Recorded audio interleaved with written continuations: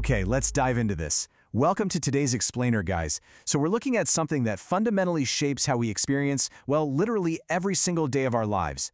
We're zeroing in on an incredibly powerful concept drawn directly from a text called the Architecture of Optimism.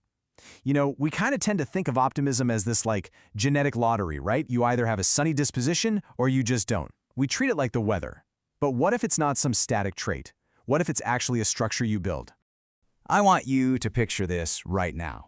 You've mapped out your week perfectly. Maybe you have a huge presentation at work or some big personal milestone you've been grinding towards. Everything is perfectly aligned. And then, boom, a sudden, unexpected setback. What happens when your plans just entirely collapse? Think about that sudden drop in your stomach, that instant, massive rush of panic, the anxiety, the frustration that just floods in when those mental structures we rely on suddenly fail us. It's deeply disorienting, isn't it? And, well, that exact feeling of disorientation is exactly why we are analyzing this text today. It's titled The Architecture of Optimism, and I absolutely love this title because of what that word, architecture, really implies. It tells us immediately, right out of the gate, that optimism isn't some magical, innate, sunshine and rainbows personality trait that you just sit around hoping to inherit. No way. It is a deliberate, engineered framework. It's something we literally have to actively construct ourselves, brick by mental brick. Now, what's really interesting about this slide is how it shifts our perspective from simply having optimism to actively architecting it. Section 1, the blueprint of optimism, designing your mindset. So, to design this mindset, we really have to shift our perspective. Think about it. An architect doesn't just cross their fingers and hope a skyscraper stands up against hurricane winds, right? And we can't just hope our minds will withstand the daily pressures of life. We need an actual plan. The source anchors this whole thing with a core definition. The architecture of optimism is the deliberate practice of constructing a positive mindset. Notice those specific words: deliberate practice, constructing.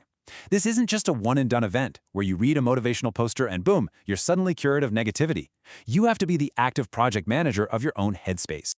Section 2. Building the foundation, the daily groundwork. This is where we start pouring that vital concrete. So where do we actually begin this mental construction?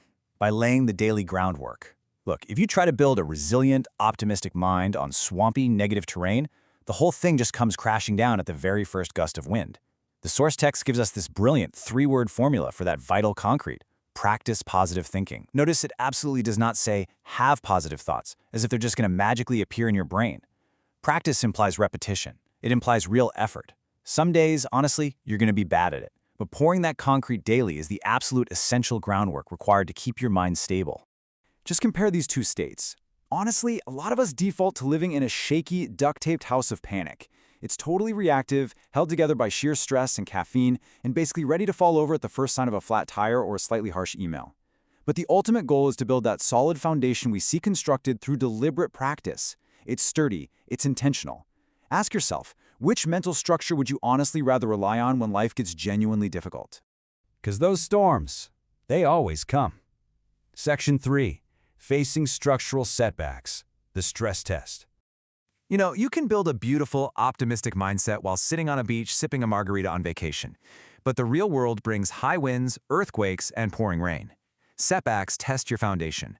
So the crucial point is that the true strength of your practiced positive thinking isn't revealed when everything goes perfectly according to plan. No, it's revealed when things go wrong.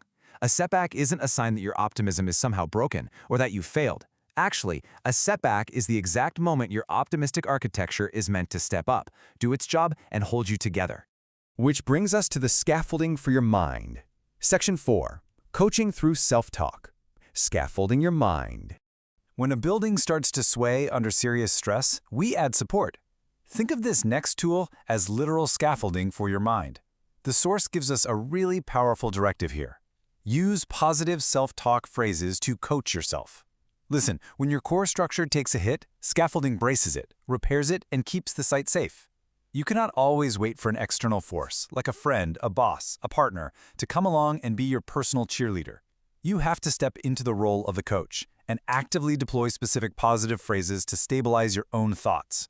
Now let's move to and see how this builds into a really clear, actionable three-step plan, because the source material is highly concentrated here.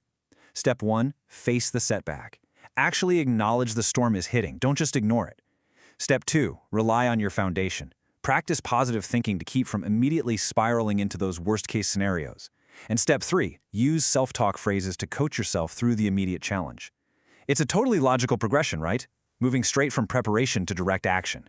Let's look at a literal application of this to see the stark difference it makes. Imagine you make a massive mistake on a major project.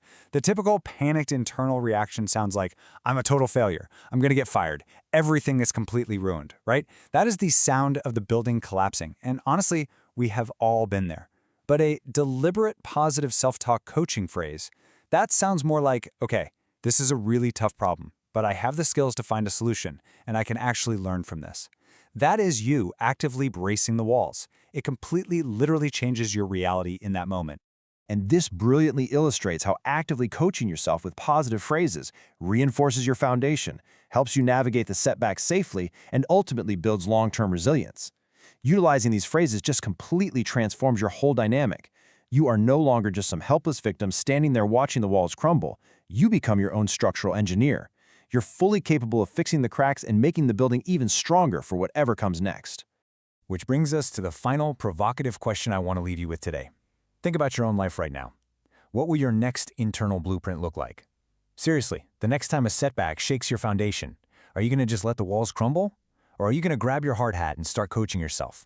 The tools are totally clear, and they're sitting right in front of you. Practice positive thinking and coach yourself with positive self-talk.